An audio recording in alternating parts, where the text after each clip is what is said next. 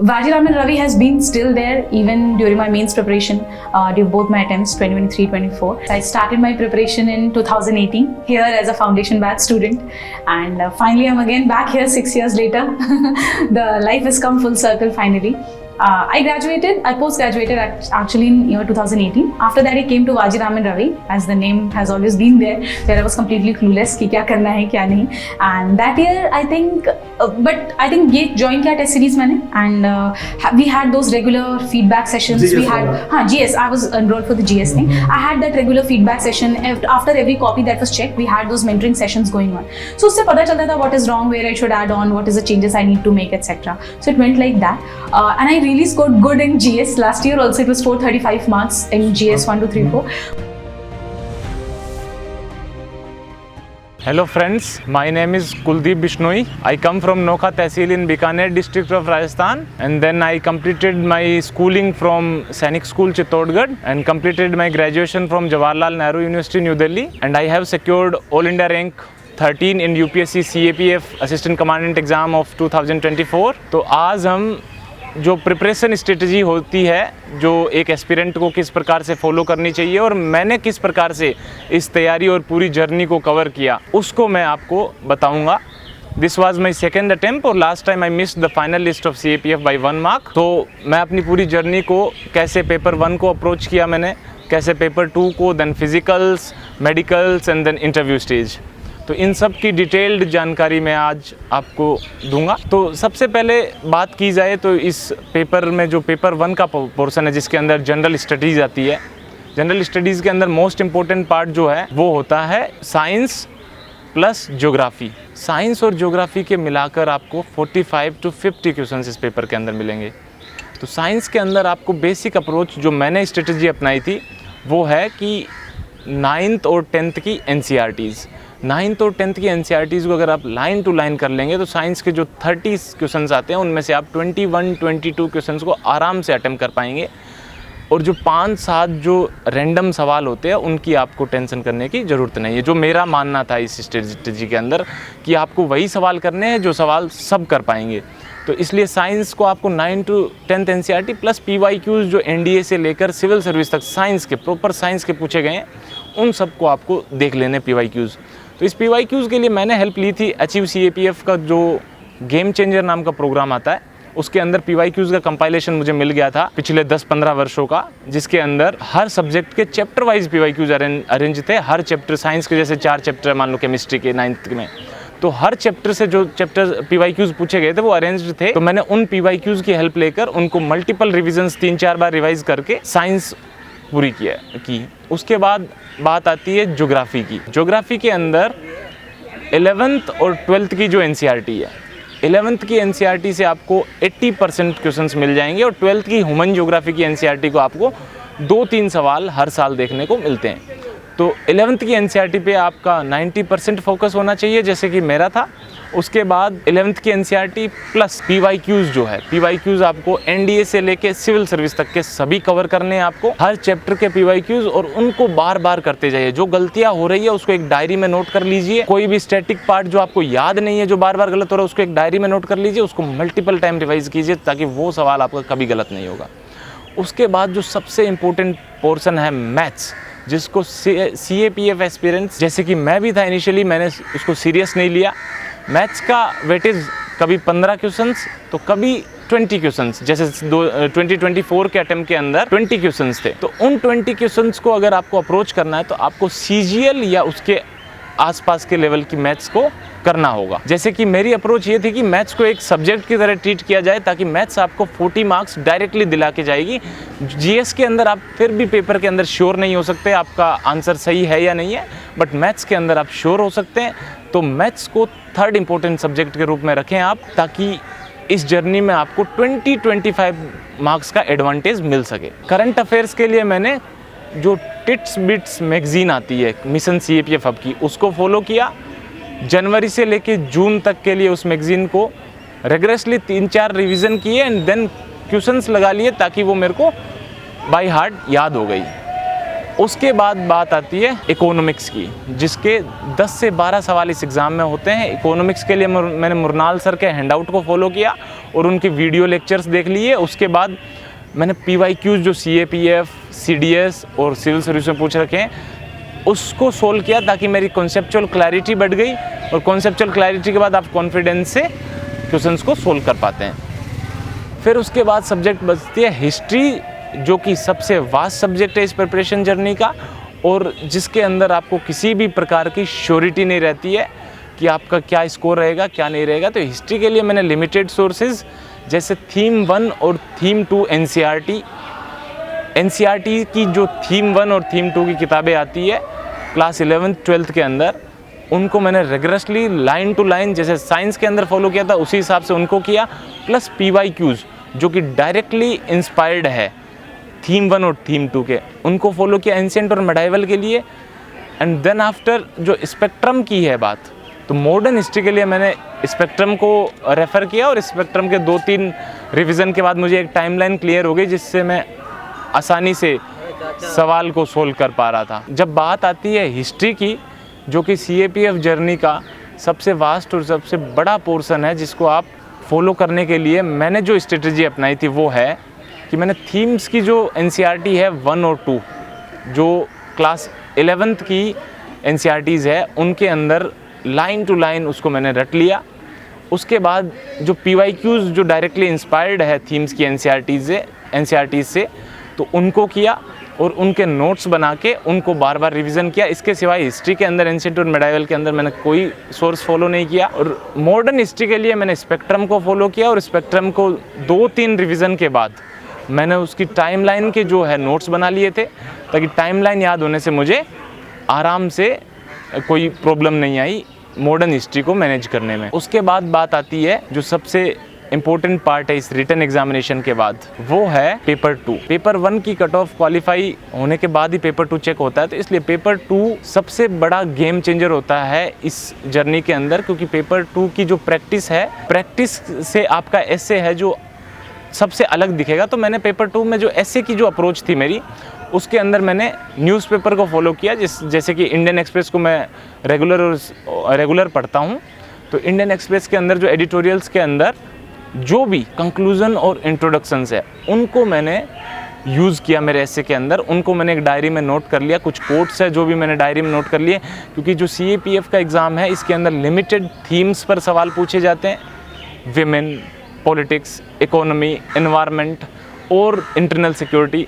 ये जो 5-10 थीम्स है, इन सबको अगर आप ChatGPT से तैयार करके अगर इंट्रोडक्शन और कंक्लूजन को यूज़ करेंगे, आप इंट्रोडक्शन कंक्लूजन न्यूज़पेपर से निकाल के अगर आप यूज़ करेंगे, तो आपको इस प्रिपरेशन जर्नी में ये आपके पेपर को सबसे अलग बनाएगा। उसके बाद बात आती है इसके अंदर जो सबसे स्कोरिंग पोर्शन है, वो है 25 नंबर की इंग्लिश ग्रामर। इंग्लिश ग्रामर के अंदर जो मेरा बेसिकली सोर्स था कि मैंने PYQs किए, डू एज डायरेक्टेड के अंदर सेम PYQs रिपीट होते हैं या फिर सेम कॉन्सेप्ट रिपीट होता है, तो वो 10 नंबर सिक्योर किए। उसके बाद जो एरर्स है, तो एरर्स के जो रूल्स होते हैं उनको पढ़ा, ताकि इंग्लिश के ग्रामर के अंदर आप 25 में से 17 से 18 नंबर आप आसानी से स्कोर कर सकते हैं। इंग्लिश ग्रामर के बाद पेपर 2 में आते हैं आर्ग्यूमेंट और प्रीसी राइटिंग। प्रीसी राइटिंग के लिए आपको 1-2 सोर्सेज 1-2 बार प्रैक्टिस इनफ होगी, और आर्ग्यूमेंट के लिए आप ऐसे में जो लिख रहे हैं उससे थोड़े कीवर्ड्स को ले सकते हैं और उन कीवर्ड्स को एक्सप्लेन करके एग्जाम्पल्स दे के खूब नंबर बटोर सकते हैं। जैसे कि मेरी अप्रोच ये थी कि जो कॉम्प्रीहेंशन पार्ट आता है, जिसके अंदर एकमात्र पार्ट होता है जिसको सब लोग अटेम्प्ट करेंगे, ठीक है, तो कॉम्प्रीहेंशन के अंदर मैं 1-2 सवाल के जो आंसर्स थे उनके अंदर मैं पॉइंट्स में लिख देता था, ताकि एग्जामिनर का अटेंशन उसी तरफ बढ़े। पेपर 2 की जो स्ट्रेटजी है, उसको आपको हर सेक्शन को अलग अप्रोच से हैंडल करना है। जैसे कि रिपोर्ट राइटिंग आता है, रिपोर्ट राइटिंग को आपको एग्जैक्टली जो PIB या फिर न्यूज़पेपर्स की जो रिपोर्ट होती है, उनका फॉर्मेट देख के आप इसको कंप्लीट कर सकते हैं। तो ये सब जो स्ट्रेटजी है मैंने पेपर 2 के लिए अपनाई।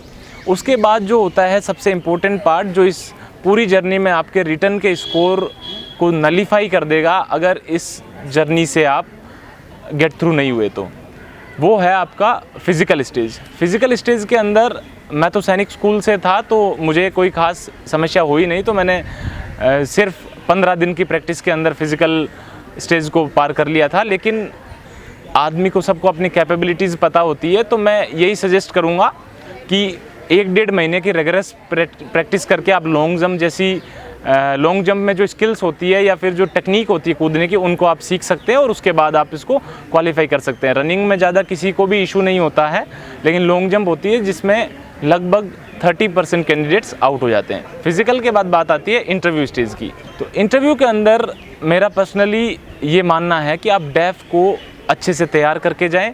मैंने अपने डेफ को रिगरसली तैयार किया। डेफ के जो हर कीवर्ड जो है डेफ के अंदर, उस सब को तैयार किया। जैसे कि मेरा नाम कुलदीप बिश्नोई है, तो उसके अंदर बिश्नोई सरनेम पर जितनी भी जानकारियाँ सब तैयार करके गया, ताकि जो भी इंटरव्यू में पूछे उसको पूरा ढंग से जवाब दिया जा सकते। जैसे मेरे को एक मेंबर ने कंप्लीट यही पूछ लिया कि बिश्नोईज़ का सिग्निफिकेंस, बिश्नोईज़ अमृता देवी बिश्नोई कौन है, फिर उसके बाद वेस्टर्न राजस्थान के अंदर ब्लैक बक ही क्यों, फिर उसके बाद खेजड़ी का जो इम्पोर्टेंस है, फिर उसके बाद इन्वायरमेंट कंजर्वेशन की प्रति क्या एफर्ट्स लिए गए हैं, अभी कंटेम्प्रेरी पीरियड में तो क्या स्टेप्स है, 363 शहीद मार्टियर्स जो हुए थे पेड़ों के लिए, तो इन सब बारे में ये सवाल मेरे से इंटरव्यू में किए गए। तो ये बेसिकली ये है कि आपको डेफ से ही पूछे गए।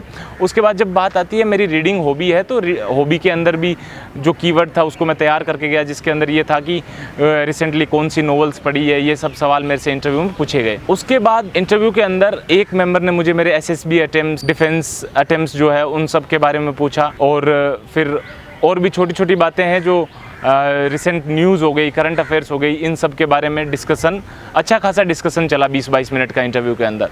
तो इंटरव्यू के अंदर बेसिकली आप करंट अफेयर प्लस अगर डेफ को तैयार करके जाएंगे तो इंटरव्यू की स्टेज इतनी ज़्यादा डिफ़िकल्ट नहीं है, क्योंकि आप कॉन्फिडेंस से जाएंगे और ये करेंगे तो करंट अफेयर्स और दिस डेफ, तो इतने में आपका काम इंटरव्यू के अंदर हो जाएगा। फिर उसके बाद जो पेपर 1 की जो मेरी स्ट्रैटेजी थी, उसके अंदर सबसे इम्पोर्टेंट पार्ट आता है कि एग्ज़ाम होल्ड टेम्परामेंट। तो सबसे जो पहला अटेम्प्ट था, जो उसके अंदर मैंने जो गलती करी थी, वो गलती ये थी कि मैंने नंबर ऑफ़ क्वेश्चंस को बहुत कम अटेम्प्ट किया था। 125 में से आई अटेम्प्टेड ओनली 91 क्वेश्चंस। तो सबसे बड़ी गलती मेरी पेपर 1 में वही थी, जिसकी वजह से मेरा स्कोर कम रहा 2023 के अटेम्प्ट में, और मेरी फाइनल सिलेक्शन 1 नंबर से नहीं हो पाया। तो जो 2024 का अटेम्प्ट था, उसके अंदर आई अटेम्प्टेड 117 आउट ऑफ 125 क्वेश्चंस। तो जब आप ज़्यादा अटेम्प्ट करेंगे तो रिस्क आपको हमेशा रिवार्ड देगी। तो आप नेगेटिव मार्किंग से ना डरे, और मैं तो यही सजेस्ट करूंगा आप हमेशा 110-115 अटेम्प्ट करके आए CAPF एग्जामिनेशन के अंदर, बिकॉज नंबर ऑफ़ क्वेश्चंस जो आपको एग्जैक्टली श्योर होंगे आप एग्ज़ाम में, वो 40 से ज़्यादा नहीं होंगे। तो इसलिए नहीं होगा, तो जितनी ज़्यादा आप रिस्क लेंगे उतना ही ज़्यादा आपको रिवार्ड मिलेगा और आपका स्कोर बहुत अच्छा आएगा। और मेरे 117 अटेम्प्ट करने की वजह से मेरा स्कोर पेपर 1 का 150 पहुँच पाया। उसके बाद बात आती है पेपर 2। तो पेपर 2 के अंदर पेपर कंप्लीट करने पर ध्यान रखें, आपको प्रैक्टिस करनी पड़ेगी प्रॉपर 10 से 20 मॉक टेस्ट जो आपको फुल लेंथ और सेक्शनल है जो लगाने पड़ेंगे। अगर आप प्रैक्टिस नहीं करेंगे, जैसे मेरी स्ट्रेटेजी थी कि मैं प्रैक्टिस करके गया तो मेरा पेपर इफेक्टिवली पूरा हो पाया, वरना सबसे बड़ी प्रॉब्लम रहती है कि पेपर पूरा नहीं होता है। उसके बाद जो बात रहती है इस स्टेज के बाद, तो एक सवाल ये रहता है कि तैयारी के दौरान आप सोशल मीडिया में थे या पूरा कंप्लीट कट ऑफ था। तो तैयारी के दौरान मेरा ये मानना है कि आपके पास, मेरी स्ट्रेटजी कुछ इस प्रकार थी कि आपके पास कुछ अच्छे दोस्त होने चाहिए जिनके साथ आप तैयारी की जो प्रिपरेशन की जो प्रोग्रेशन है उसको शेयर कर पाएँ, डेली फीडबैक ले पाएँ उनसे। वो भी तैयारी कर रहे हैं तो वो भी कुछ शेयर कर रहे हैं, साझा कर रहे हैं, तो आप बातचीत कर रहे हैं, तो ये आपको बहुत हेल्पफुल रहेगी। उसके बाद बात आती है सोशल मीडिया की। तो मेरा खुद का अनुभव ये है कि मैं कम्प्लीटली कट ऑफ नहीं था, मैं अपने दोस्तों से बातचीत करता था, सोशलाइज होता था। कम्प्लीटली कट ऑफ में जब अगर आप आइसोलेशन में चले जाएंगे तो आपका मेंटल स्टेट इतना फ्रेश नहीं रहता है। जब आप दोस्तों से बातचीत करेंगे, गेम्स खेलेंगे, तो आप फ्रेशली मेहनत कर पाएंगे। तो इसलिए कम्प्लीटली कट ऑफ होना शायद ज़रूरी नहीं है इस प्रिपरेशन में। उसके बाद बात आती है इस जर्नी में कोचिंग की। तो मेरा पर्सनल ये मानना है कि इस जर्नी के अंदर कोचिंग से ज़्यादा इम्पोर्टेंट रोल रहेगा आपकी सेल्फ प्रिपरेशन, सेल्फ स्टडी जो है वो सबसे ज़्यादा काम आएगी आपकी, क्योंकि कोचिंग स्पेशली फॉर CAPF कोई वेल इस्टेब्लिश्ड कोचिंग है ही नहीं, क्योंकि इसकी तैयारी सिविल सर्विस का एक सबसेट है। अगर आप हर सब्जेक्ट पर कमांड बनाएंगे, हर सब्जेक्ट में अगर आप सिविल सर्विस से रिलेटेड वीडियोस देख लेंगे तो आपकी कॉन्सेप्चुअल क्लैरिटी होगी, ताकि at the end of the day आपको कॉम्पीट करना है सिविल सर्विस के एस्पिरेंट से।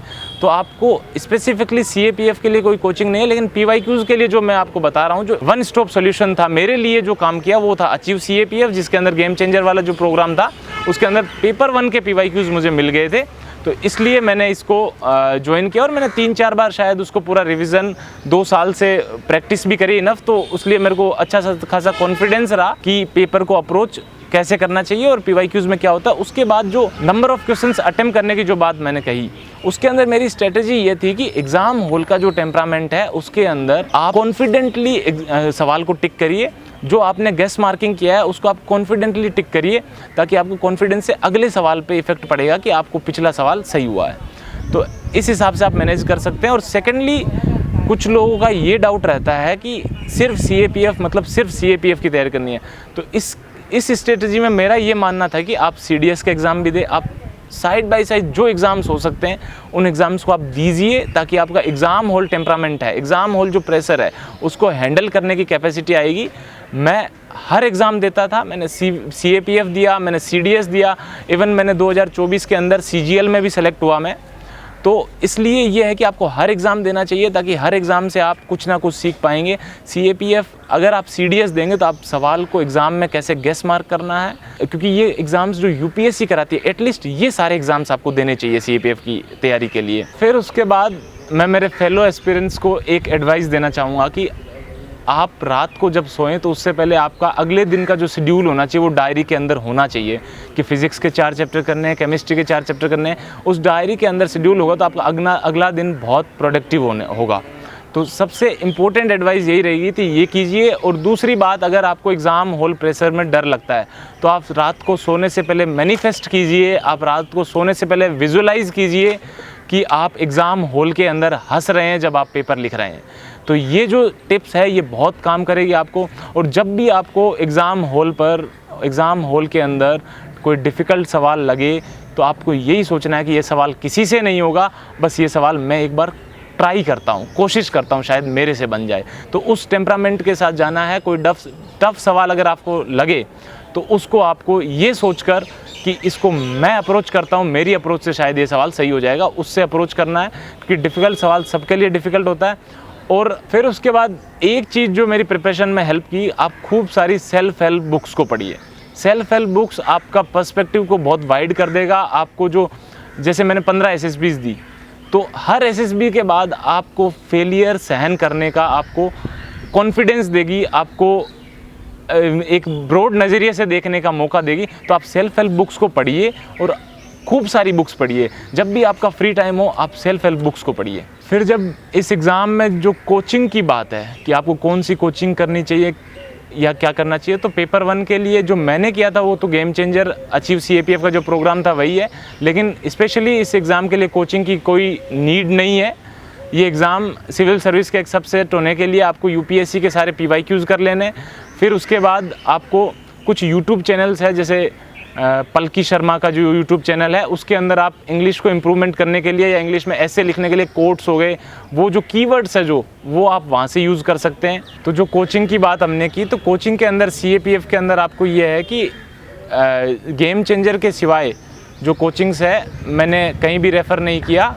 पेपर स्पेशली एग्जामिनेशन के लिए, इंटरव्यू गाइडेंस के लिए आप मॉक इंटरव्यूज़ देते हैं तो वो बहुत सारी कोचिंग्स के अंदर आप एनरोल करते हैं उसके लिए, लेकिन पेपर के लिए मैं सभी एस्पिरेंट्स को यही एडवाइस दूंगा कि CAPF स्पेशलाइज्ड कोचिंग के अंदर ना फंसे, ताकि एक आपकी स्ट्रीमलाइंड खुद की तैयारी हो पाएगी। खुद का प्लान करें, खुद को ऑप्टिमाइज़ करें। जैसे रिसोर्सेज टेलीग्राम पर अवेलेबल है, यूट्यूब पर अवेलेबल है, उन सबको ऑप्टिमाइजली यूज़ करें और उसके साथ अपनी तैयारी को स्ट्रीमलाइन और मैक्सिमम चैनलाइज करें, ताकि आपको इस एग्ज़ाम में सफलता मिल सकेगी। और उसके बाद फाइनली मैं धन्यवाद देना चाहता हूँ DKT प्लेटफॉर्म को, जिसने मुझे अपनी स्ट्रेटजी शेयर करने का मौका दिया और एस्पिरेंट्स मेरी आवाज़ को और मेरी स्ट्रेटजी को एस्पिरेंट्स तक पहुँचाया।